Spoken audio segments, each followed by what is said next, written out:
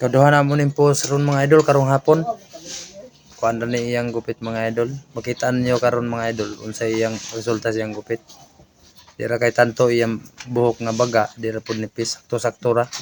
Munang dali ra ni nahuman mga idol. Amo gining gi-videohan og maayo mga idol para makakita mo kung unsay porma sa iyang buhok.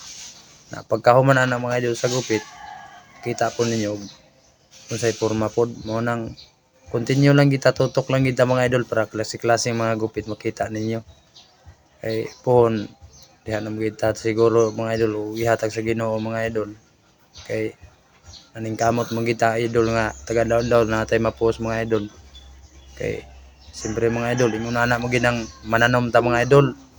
Makaani po tagtarong mo nang kita na mga idol sa mga klase-klaseng gupit rin mga idol. Tulo may permente ani mga idol kay among customer karon nagsunod-sunod. Kay nagkaduol ng Pasko mga idol. Kung di na nako tason may hapon sa inyo tanan.